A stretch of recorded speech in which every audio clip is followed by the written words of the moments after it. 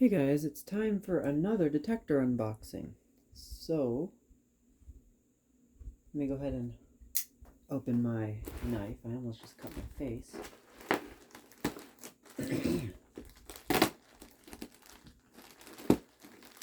This is more of like an unpackaging, really.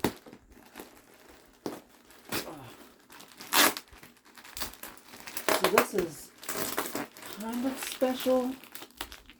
I don't know. We'll see.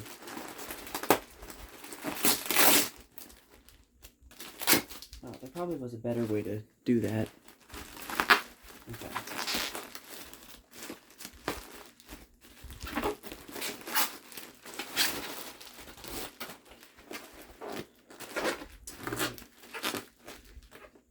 She is wrapped in bubble wrap and tape. I don't want to damage the box. And I also don't want to cut myself. Okay.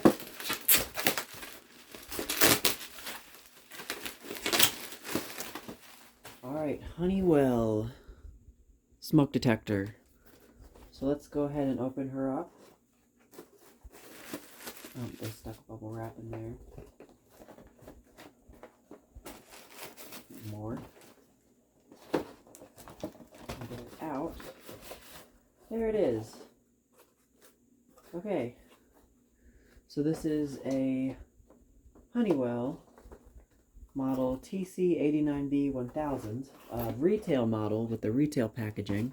Looks like there's mounting hardware in there. So, it's still in the little cardboard case, so let's go ahead and open it up. This is gonna destroy any value that this thing has left when I open this up, so here we go. Alright, I'm gonna keep that, obviously, part of the packaging. Now we just open it up, like so. And we have, oh dear, I just tore a page of the manual, but that's okay. The warranty registration, it looks like, or something like that. And the manual. This is the retail manual, unlike that's the part that I accidentally tore when I was getting it out. But unlike the manual that the contractor model comes with, which I'll get into in a minute. So I'm gonna get this out of here.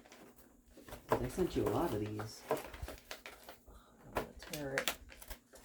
Okay. I sent you a lot of these things. And here's the unit itself. Oh, it's bright white. Never been taken off the packaging. Comes with the Mallory Duracell battery in there. I'm not gonna take that out of the packaging. So yeah. Now, this box is obviously for this style unit, but this box is actually identical to the CD200A box. I can't believe I forgot to grab it. Hang on one second, I'm going to go and grab that real quick.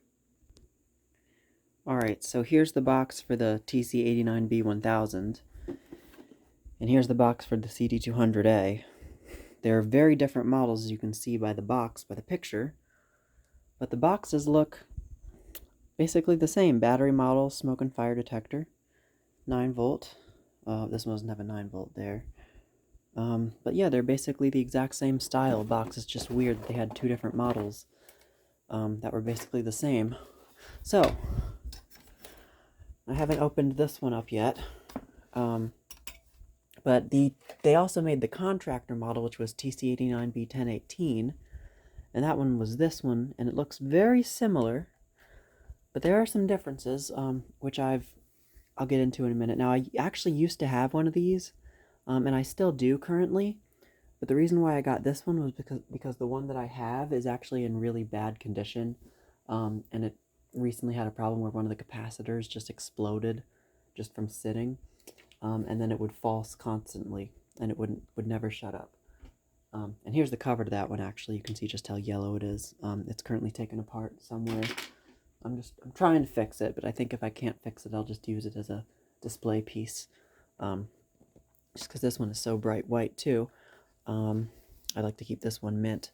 So here's the contractor model, which did not have a box like this. It just came in a regular packaging like that. I don't know if it would have come in like a blank box, like a cardboard box or something like that. But it came with a much different manual, as you can see, and you've seen that in my unboxing video of this one, or my unboxing testing video of this one, because I made separate unboxing videos. So I'm going to go ahead and open this one up. Now, I haven't looked at this one, but there's a difference between the circuitry of the contractor and the retail model that I think, or I'm hoping, will stay true. Oh! That's different.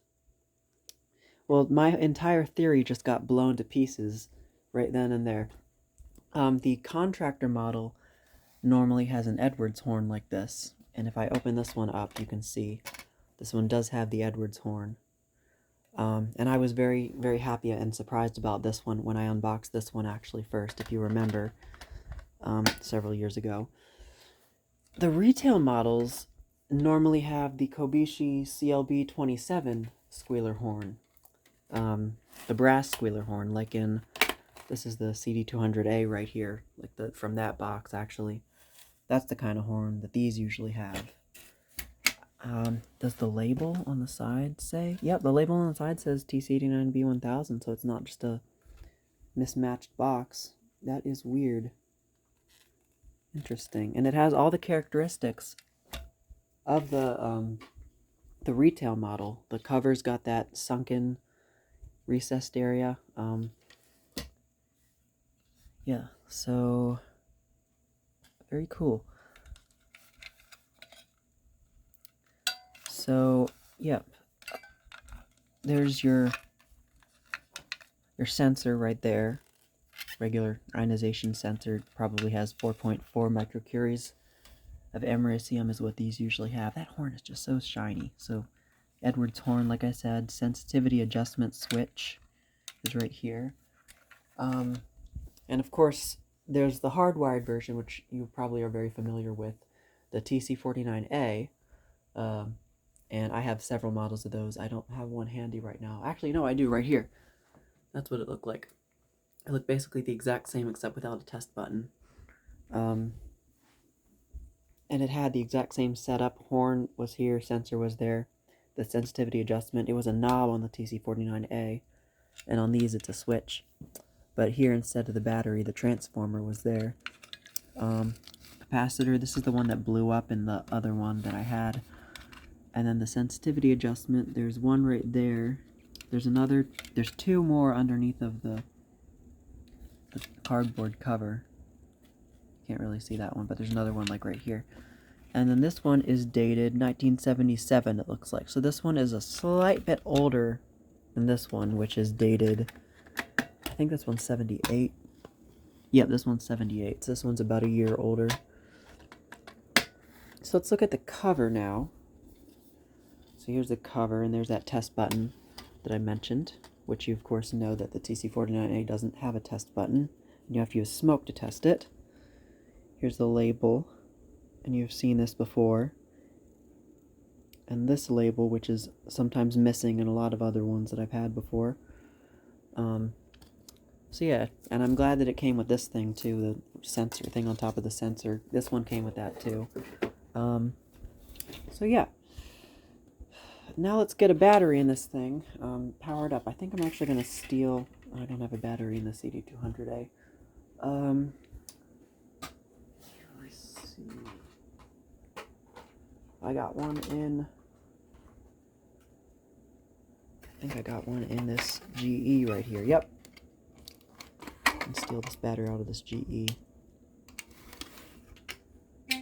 Just discharge the GE. Okay. Other way. Alright, it might chirp.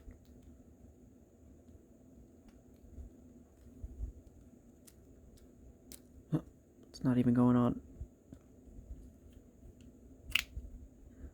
What's going on here?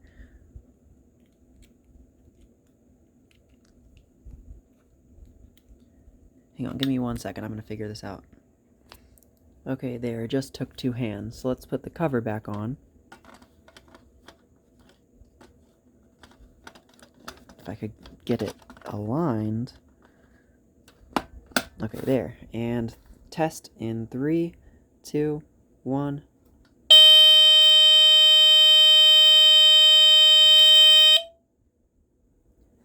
Wow, very crisp, clear sound. I love the sound. What does that compare to this one? This one's a slightly bit higher pitched, like just a very, very slight bit, but it is higher pitched. Let's test this one again.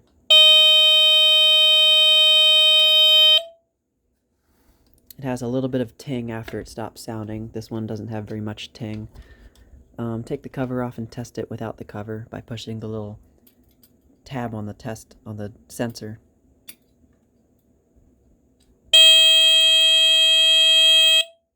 It is a little higher pitched without the cover on. So yeah. Now, there was that difference that I was talking about between the covers of the contractor and retail models. The contractor model has the center here sort of recessed there, and you notice how the letters or the text is pretty small, the to test depress center disc. On this one, there isn't a recess there. This is the contractor model 1018, and the text for the to test depress center disc is much bigger. Now, I have seen, I think I've seen contractor models with this type cover before. I don't think I've seen the retail models with that one before, though, but I have seen these on both. And of course, now we've seen a retail model with an Edwards horn, so of course, I always somehow manage to find the rare variants of everything. So now, let's take a look at the box and the manual and everything here. So here's your Honeywell box. Very nice purple and neon orange lettering here. And this is the chart that lies. It doesn't warn there, it doesn't warn there, it doesn't warn until there. And then here's the back with this handy little floor plan thing. Oh, my thumb's in the way. There.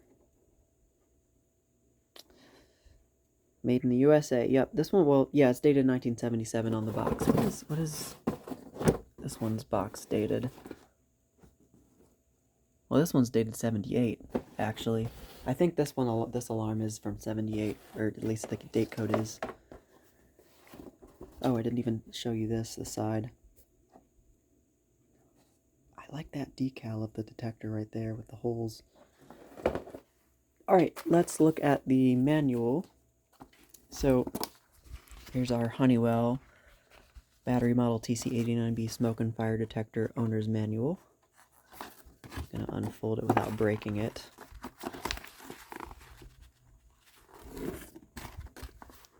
Is that all there is? Oh no.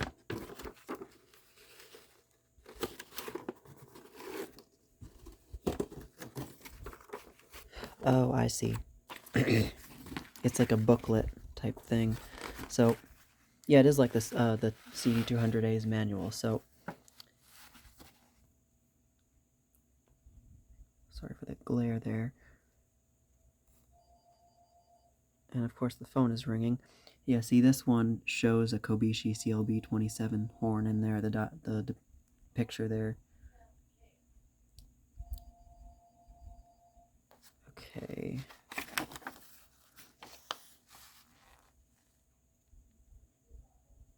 Installation.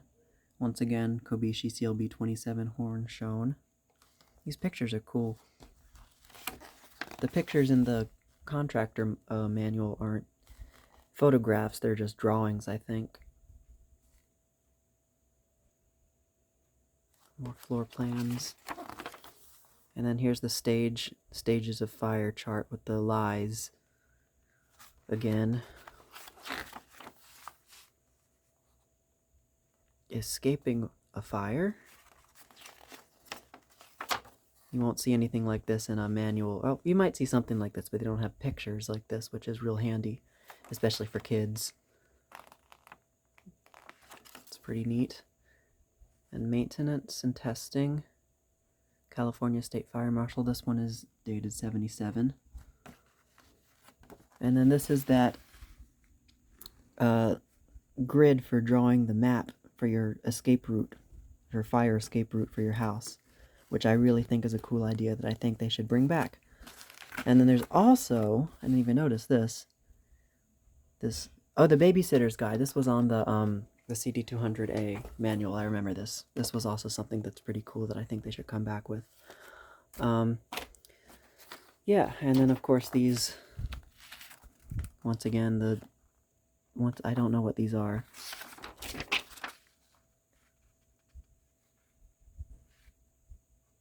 Oh, it's like requirements for installation, I think. It's not a warranty registration. I don't see a warranty registration card at all, anyways.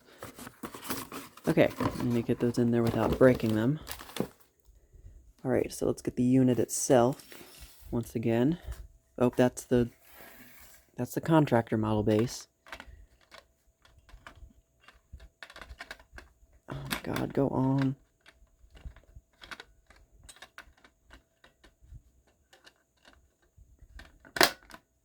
Okay, I'm not having a good time here. Alright, there we go. This one, the retail model. So we'll test it once more.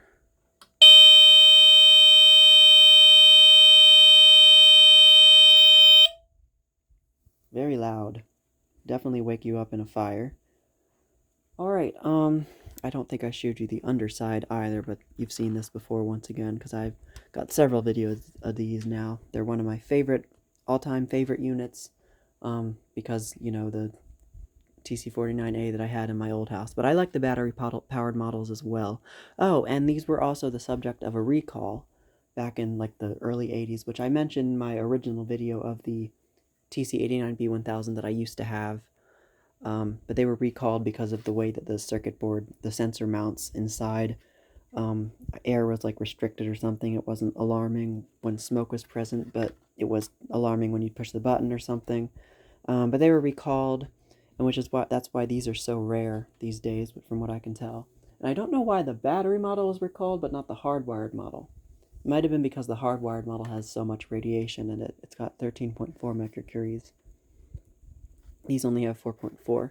So, do one more quick test. And a test of the 1018, because why not? Alright.